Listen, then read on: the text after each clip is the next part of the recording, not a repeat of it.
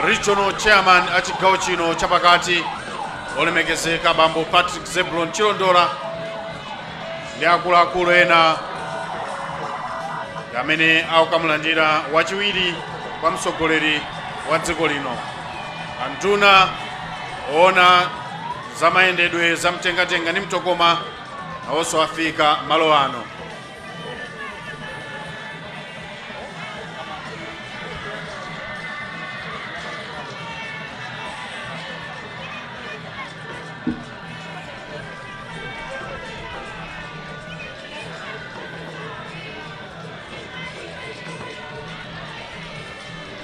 Kupereka moni kwa atsogoleri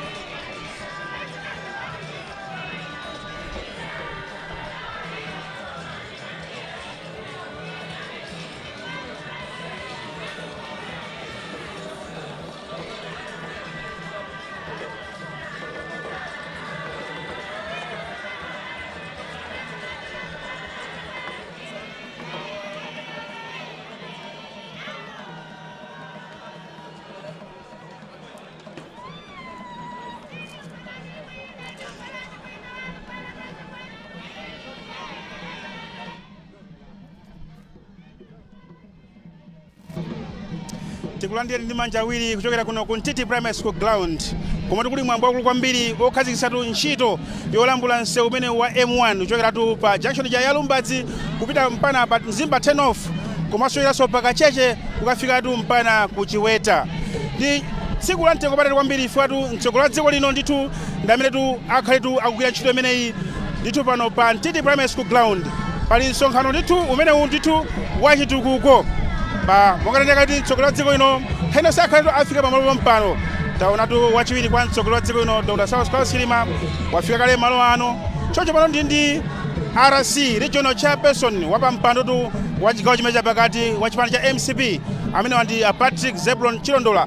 Chitangomva kuti kodi takulandirani bambo RC zikomo kwambiri kumpando mawu ndi otani tsiku la mtengo patali kwambiri chisangalalo malinga ndi mmene muoneramu kuti Chakwela lero lino oluyambitsa ntchito yolima msewu kuchokera ndithu kuja Yalumbadzi mpaka ukafika Ukalonga si ntchito yamasewera iyayi.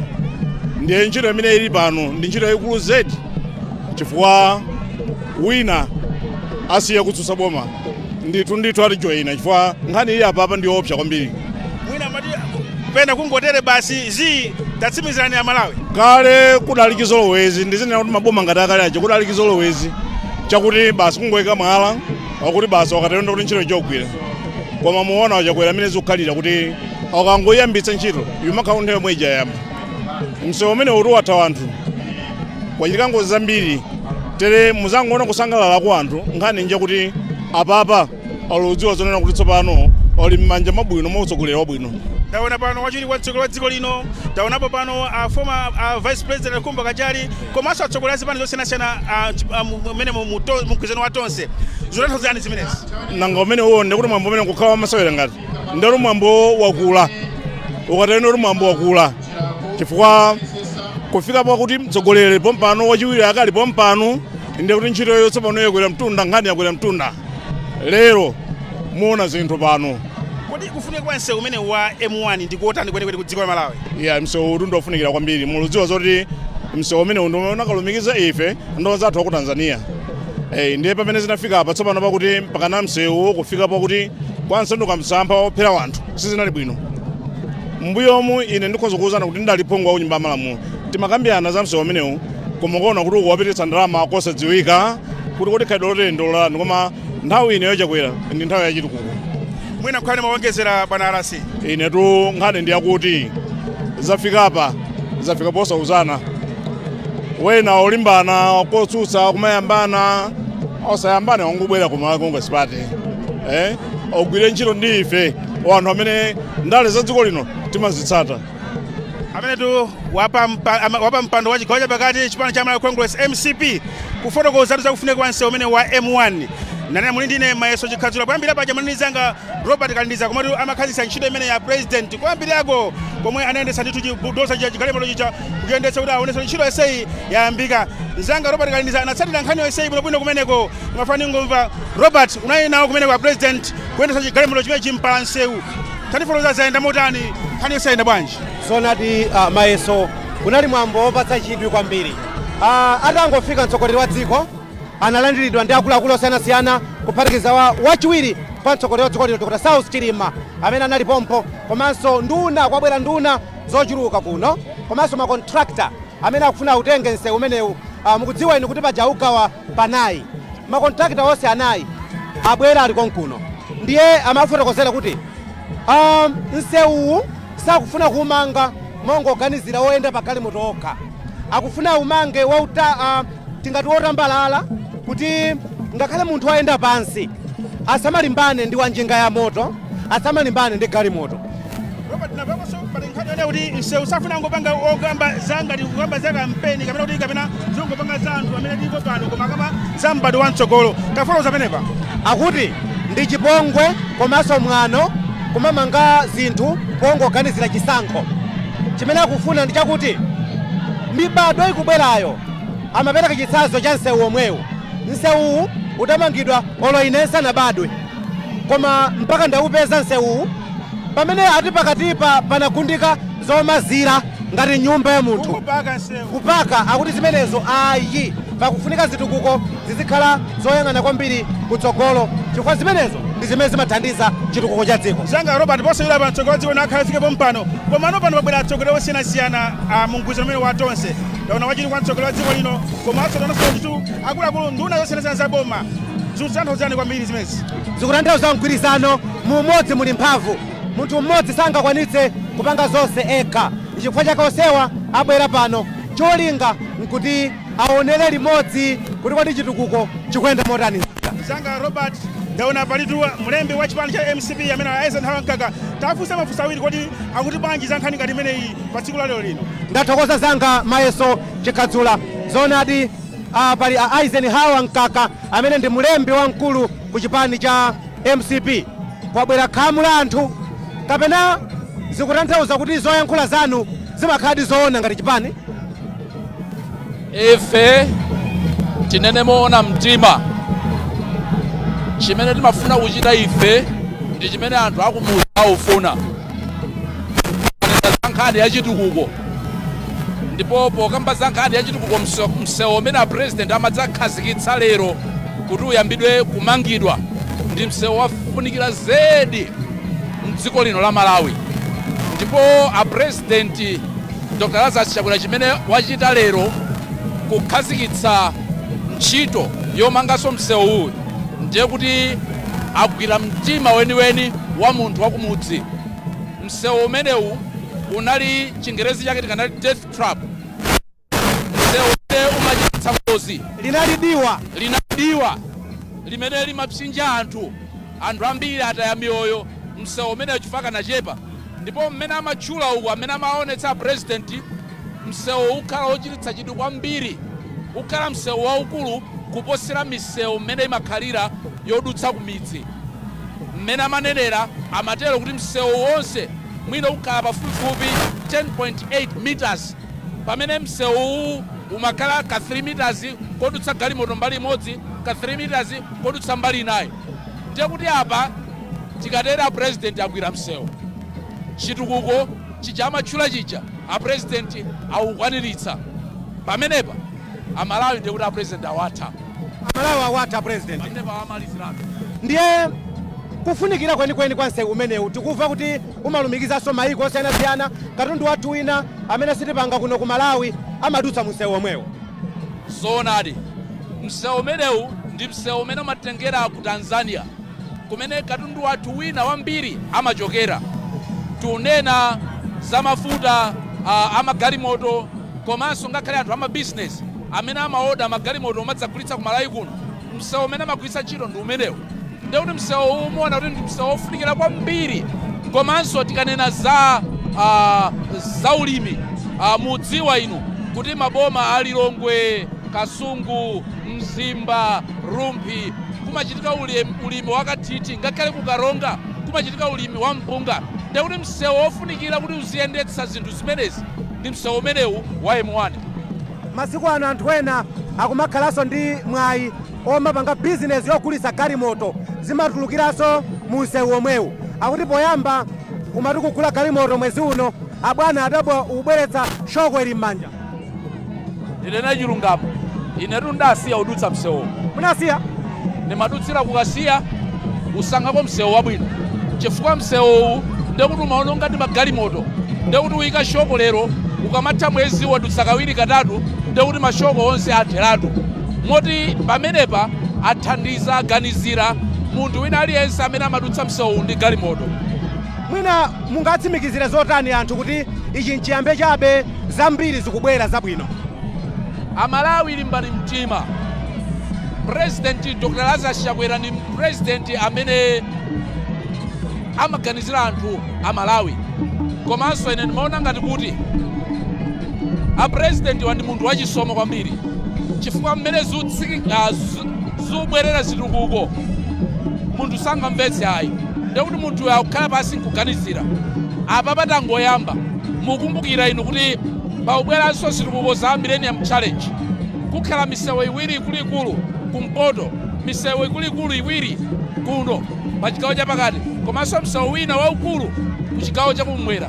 Izi ndi zimodzi mwa zitukuko zimene president a dziko lino akufuna kuti achite pokwaniritsa malonjezano awo. Tikuona azipani zosiyanasiyana ali konkuno UTM komanso zambiri mgwirizano pa chitukuko ndi ofunikira bwanji.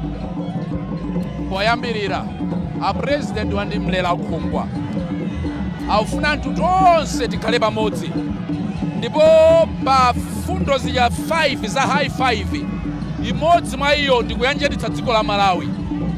Popanda kuyanjana popanda kugwirizana ife ngati Amalawi chitukuko sichingayende tizikhala tikukokana koma tikakhala chonchi pamodzi tichita chimodzi ngati tichita zinthu ngati muchamanenera chimvano cha mavu choninga pakati ndiye kuti chitukuko sichivuta kuyendetsa ayi. As the Malawi Congress Party, how do you describe this function today? Let me say that this event is historical. This event is monumental. You know, this road, M1, is a very important road when we talk about Malawi's development. It is the road that is connecting us to Tanzania, which is hosting the main ports of Dar es Salaam and the other one, which are crucial when we talk about exporting and importing goods to the world and into Malawi, respectively. So the launch of the construction of this road is a very welcome development, and this just shows that the president cares and the president is serious when it comes to development of this country. The president is also preaching of durability. We should do development for generations. Let me say that this road was last constructed by the MCB government. It has endured time. It has gone through the taste of time. It is important that when we are doing construction, the reconstruction of this road, we must maintain very high standards so that the next generations should also use this road.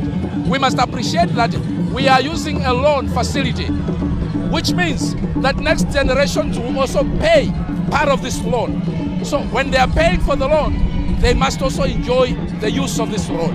We also hear that unity is the catalyst for development.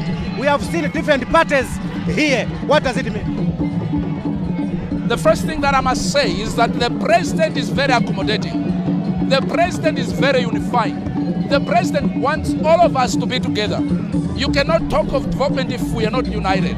And we must remember that one of the pillars in the high 5 is unity, unifying this country. There cannot be meaningful development without us being united. So we must commend the president for ensuring that we remain united.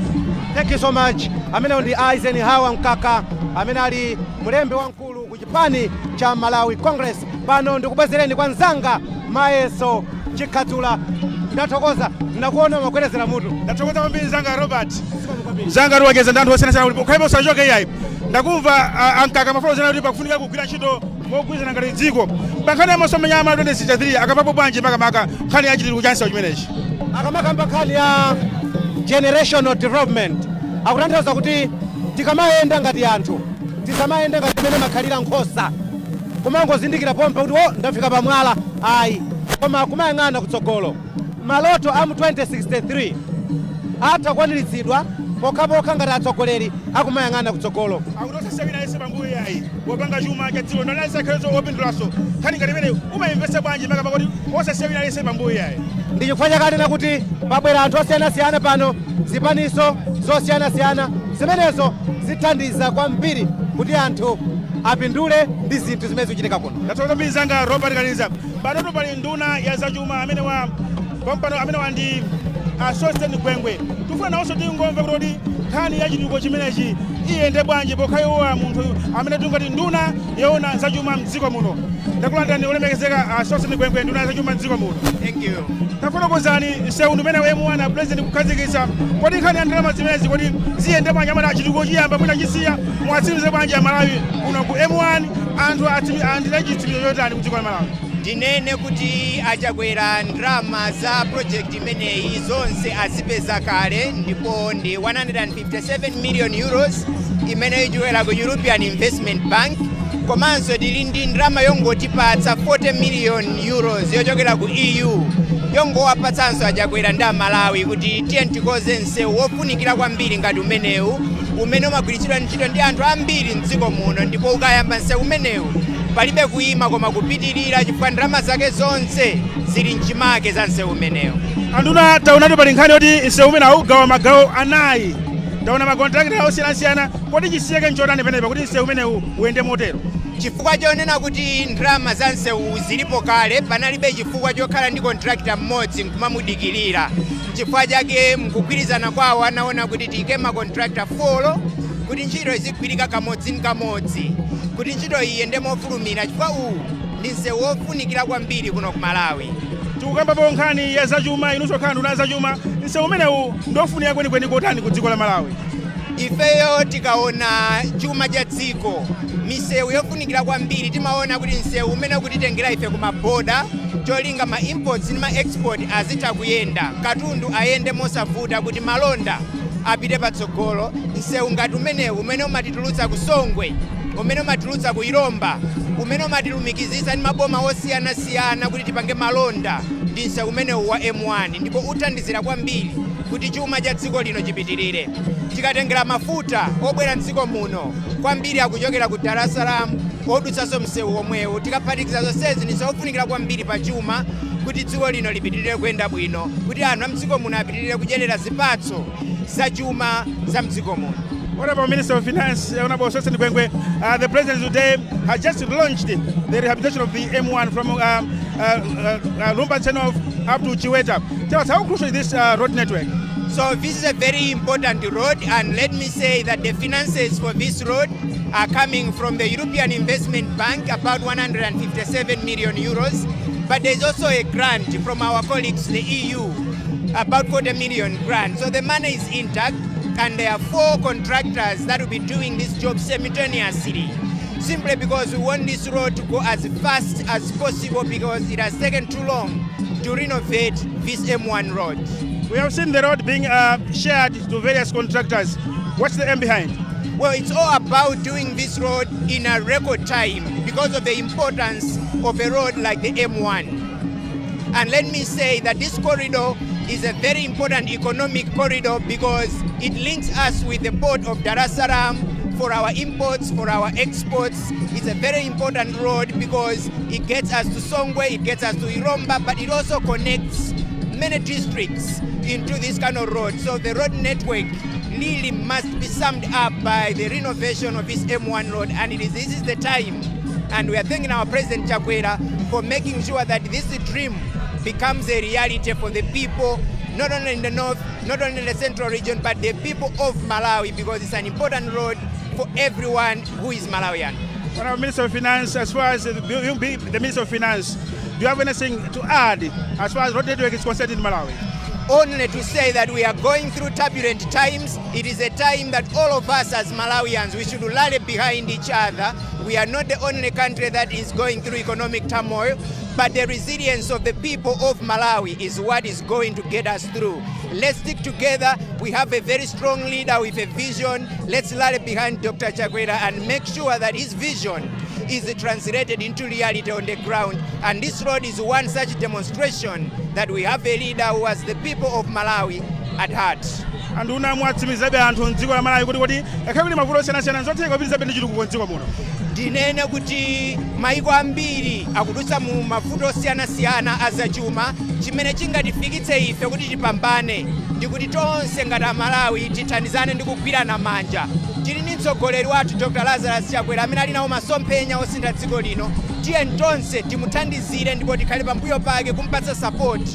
Ndipo chimodzi mwa zitsimikizo zonena kuti ali nawo masomphenya osintha dziko lino ndi msewu umenewu wa M1 umene lero tikutsimikizira kuti ukuyambika. Athokoza kwambiri olemekezeka amene kuti olemekezeka Sosten Gwengwe nduna ya zachuma mdziko muno kufotokoza kutsimikiza kuti nzoti msewu umene kuti ntchito imene igwirike augawa msewu umene kuti magawo anayi ndithu kuchokera ndithu makatandina kuja ena achoka pakasuku pana pa jenda chimodzi kusokoza pa jenda kumapitiranso mpaka naso kafika kuchiweta augawa kuti msewu umene cholinga kuti msewu ndithu ntchito iso igwirikenso mwansanga akuti nzotheka khale dziko la Malawi kudutsa mavuto osiyanasiyana koma chitukukonso kumapitirira afotokozanso kuti iyayi kofunika tonse tigwirane manja ngati Amalawi pamodzi tagwirana manja chitukuko cha dziko chikhalenso chikuyenda bwino kwambiri. Afotokozati pano pa Mtiti Primary School Ground pomwe pa mtsogoleri wa dziko lino nthawi yonse akhafike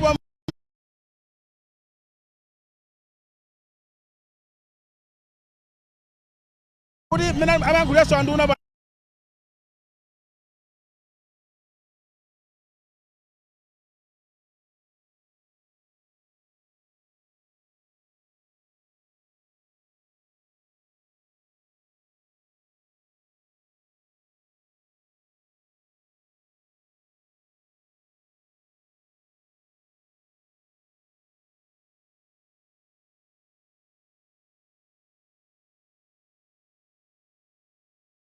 ofunika kwambiri pa chitukuko cha dziko la Malawi umachita connect ukapita ku M1 chakumpoto ukafika mpaka ku Tanzania mafuta amachoka tu dziko limeneli ndiye zongotsimikiza kuti msewu umene ndofunika kwambiri ndithu komanso kuti msewu umene uthandizo kwambiri makamaka mbali ya achinyamata apezaponso mwayi wa ntchito.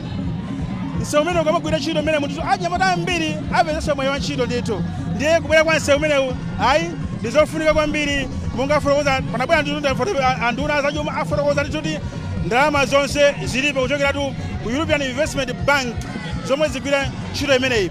Masiku apitawo anakiranso mwayi kucheza konda anduna amene wa Jacob Hara anduna yona za mtengatenga zomangamanga anafotokozapo unena kuti iyayi sinse okhawa wa M1 kuli sewuso tuja umene udutsa kwakaphatenga mpaka kafikanso kuikota election umene uja ntchito umene uja igwirikenso. Anafotokozaponso za misewu yambiri ya mdziko muno kumpoto anafotokoza maboma osiyanasiyana a mdziko misewu yonse igwirike kusonyeza kuti ntchito ya msewu ndiyofunika kwambiri chitukuko cha misewu ndiyofunika kwambiri. Anafotokoza mzanga Robert Kalindiza kuti masomphenya a Malawi a dziko la Malawi a Malawi 2063 akulosera kuti ayi dziko la Malawi likhale lotukuka osasiya wina aliyense pambuyo ayi tonse tikhale tikutukuka limodzi aliyense adzakhala akuyisimba lokoma kuti zinthu zitani zikuyenda bwino. Pali nkhani ya industrialization chitukuko chosiyanasiyana chinthu cha mafakitale kuli nkhani ya digitalization nkhani za luso la makina a internet zonse zida kuti ndizotheka kuti dziko la Malawi lipite chitsogolo. Mafakitale ndofunika kwambiri nkhani zimene za makina a internet pano mona anthu akupeza ndalama kudzera ndithu masunga ndalama zambiri ku foni zawo za m'manja kutumizira ndalama munjira yonse osagwira ndalama yayi kungotumizira na bwino yayi luso la makono a internet kuti se alipofika Malawi 2063 imene mfuna zonse zikhazi zotheka ndithu wina aliyense zamfire kandi kumudzi nkhani yake umakwambira tu kumisewu ngati misewu ili yabwino dzikonso limapitanso patsogolo. Tikufotokoza pano kuti ntchito yake ndi imene akukhazikitsa President M1 Road Rehabilitation Launch imene takukhazikitsa kuno ndithu ku Mtiti Primary School Ground mpaka ino zolankhula zosiyanasiyana pano taonapo amene akuyimira makontractor amenso achokanso ku European Investment Bank alankhule pano. Taneti pano pabwera nduna zosiyanasiyana za boma pano taonapo ku Homeland Mayi Jini Sendeza ali pano taonapo ku Gender amene wanthu mayi panisha kaliati taonaponso kuwota uku amene wa mayi sidikimiya ali pano nduna zosiyanasiyana zaboma zili pano taonaponso a deputy amene wa ku transport amene wa amayi chaola mdoko ali pano nduna zosiyanasiyana zaboma zili pano kuchitira umboni kuti yayi ntchito ya msewu umene wa M1 ndiyofunika kwambiri kuti msewu umenewu utumikire Amalawi. Tateneka kuti kumachokera mathankala amene amafika mdziko muno atanyamula mafuta msewu wake ndi umenewu wa M1. Mabizinesi osiyanasiyana ngati akufika mzinda wa Lilongwe kafika ku Blantyre msewu wake ndi umenewu wa M1. Ndani kodi amene sanganeti msewu wa M1 sakudziwa ni msewu umene kuyambira kuchitipa mpaka kufika ku Nsanje umalumikizitsa Amalawi. Mtsogoleri wa dziko loyambirira Dr. Hastings Kamuzubanda adachiunikira kuti yayi ofuna kuti anthu azilumikizana adanena kuti pasaka kusiyana pakati pa anthu akumpoto pakati komanso kumwera pakati anena kuti yayi nsewuso walumikizitsa anthu amenewa kusapakhala anthu amene kuti pakhale gapu kapena kusiyana pamene iyayi chifukwa chake mtsogoleri wa dziko lino adaona chimene chili chofunika kwambiri wakalekale amene Dr. Hastings Kamuzubanda choncho atsogoleri amene tinawo pano Dr. Razarus Chakwela komanso amene akuwatsatira amene akuthandiza nawo kulamulira boma limeneli akuti yayi chitukuko chimenechi chifalikirenso maboma onse a mdziko muno chifukwa lero tikuchitira umboni pano pa Mtiti Primary School Ground kuti msewu umene wa M1 ntchito yake tsopano ikuyamba. Mtsogoleri wa dziko lino nditu nthawi lonse akhale akufika pano pa Mtiti Primary School Ground kuti mwambo onse uyambike. Pali mafumu pano osiyanasiyana afika pano pompano ndi mtsogoleri wa dziko lino akhale kufika pompano ndithu ndipo akuwalandira pamenepa ndi wachiwiri wa mtsogoleri wa dziko lino.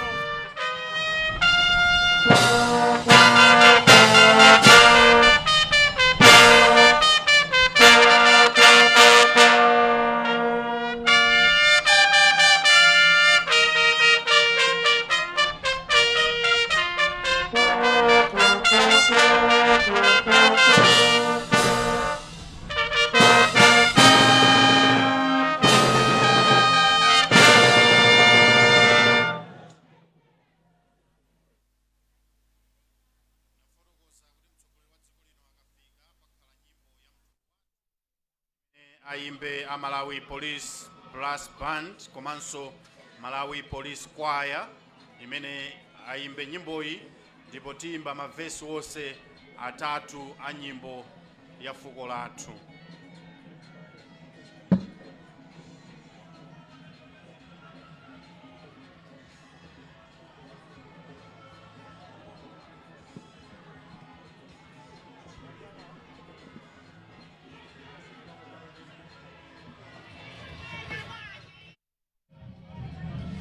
Ndithu mtsogoleri wa dziko lino wafika pano ndithu pa Mtiti Primary School Ground pamene pali mwambo umene ndithu waukulu kwambiri okhazikitsa ntchito yolima msewu umene wa M1 umene kuchokera pa Lumba Junction paja Super Airport paja kumapita ndithu Kasungu Mosembo kafika mpaka ku Chiweta uko mboma la Karonga. Pano tanena kuti pabwera atsogoleri osiyanasiyana amene afika pano ndithu zakhala pamwambo ofunikira ngati umenewu. Chitukuko chizipita patsogolo mumodzi muli mphamvu onsewa ndithu atsogoleri zachitira umboni pano ndithu chithunzimo mtsogoleri ndithu wafika pamalo pano mtsogoleri osiyanasiyana ali pano ndithu walandira president zachitira umboni kuti ayi anthu amango kamba mbuyomo kuti msewu M1 koma ntchito ja ndithu apa ndithu ayi ikuyambika ndimeneyi mumodzi muli mphamvu. Tanakali pano pabwera nduna zosiyanasiyana za boma akuluakulu osiyanasiyana a boma ali pano mafumu ali pano chitukuko chimenechi kudzachilandira kuti ayi ntchito imeneyi ndithu igwirike. Tanakali pano pakhale zolankhula zosiyanasiyana kuchokera kwa amene achita fund project imeneyi. Ali makontrakita pano anayi amene afika pano onsewa ndithu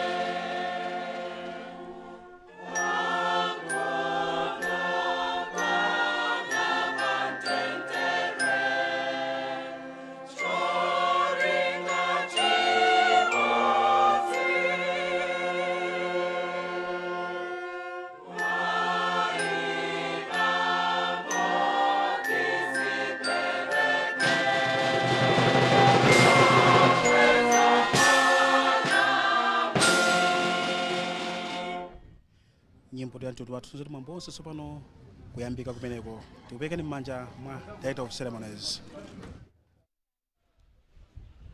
Your Excellency Dr. Razarus Chakwela, President of the Republic of Malawi, and Madam Monica Chakwela, the First Lady.